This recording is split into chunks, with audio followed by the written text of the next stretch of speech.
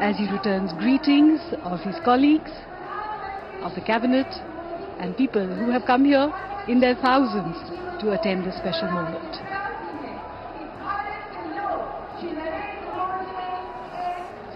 और अब हम सब प्रतीक्षा कर रहे हैं माननीय राष्ट्रपति महोदया के शुभागमन की।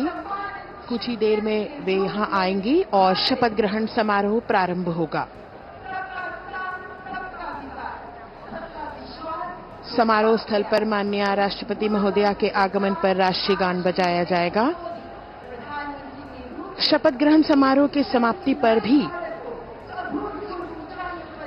राष्ट्रगान बजाया जाएगा। माननीय प्रधानमंत्री जी के चेहरे पर वही चमक, उत्साह, उमंग, आशा की वो किरण जिसपे 140 करोड़ देशवासियों की आशाएं, उम्मीद टिकी है। नए भारत का सृजन करने वाले, देश को अंतर्राष्ट्रीय स्तर पर चमचमाते हुए सितारे की तरह अंकित करने वाले माननीय प्रधानमंत्री जी कुछ ही देर में तीसरी बार शपथ ग्रहण करेंगे। जोरदार तरीके से अभिवादन हो रहा है यहां नवनिर्वाचित प्रधानमंत्री का। एक अजब जोश, उमंग, उत्साह, 10,000 से अधिक मेहमान और आगमन देश के माननीय उपराष्ट्रपति श्री जगदीप धनखड़ और उनकी पत्नी डॉक्टर सुदेश धनखड़ का।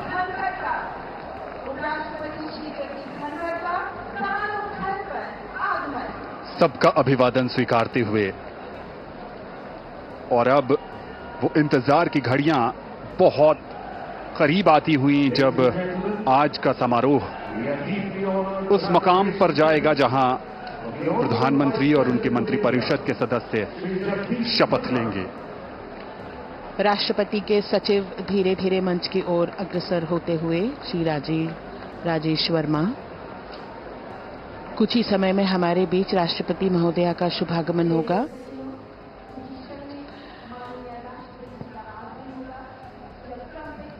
माननीय उपराष्ट्रपति महोदय सभी का अभिवादन स्वीकार करते हुए अपना स्थान ग्रहण करते हुए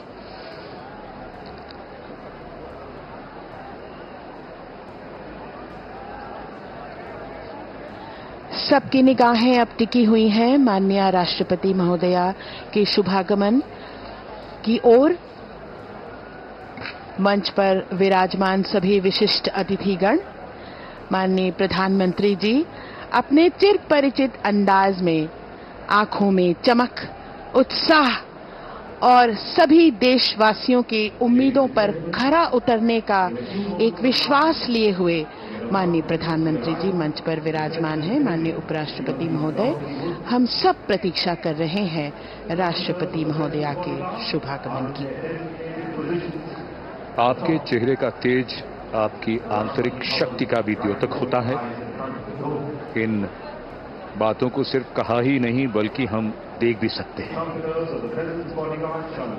आज देश के लिए बड़ा ही महत्वपूर्ण क्षण, जब नई सरकार का गठन हो रहा है और कुछ ही देर में जब यहां शपथ ग्रहण समारोह शुरू होगा तो तीसरी बार श्री नरेंद्र मोदी देश के प्रधानमंत्री के तौर पर शपथ लेंगे। लगातार इस समय चर्चा उनकी राजनाथ सिंह जी के साथ, एक लंबी चुनाव प्रक्रिया के बाद ये वो क्षण जो विजयी होने का सुख भी देते हैं, आनंद भी, और साथ ही साथ कंधों पर बहुत बड़ी जिम्मेदारी भी। जनप्रतिनिधियों का जीवन ऐसा ही होता है और यही हमारी संसदीय प्रणाली की खूबसूरती है, जहां जनता अपने प्रतिनिधियों को चुनती है और उसके बाद उनसे अपेक्षा रखती है कि वो उनके सपनों को साकार करें, और उन्हीं सपनों को कैसे साकार किया जाएगा उसका रोड मैप, जैसा कि अभी थोड़ी देर पहले जसलीन बता रही थी कि रोड मैप जिसका पूरा विस्तार से जिक्र हुआ,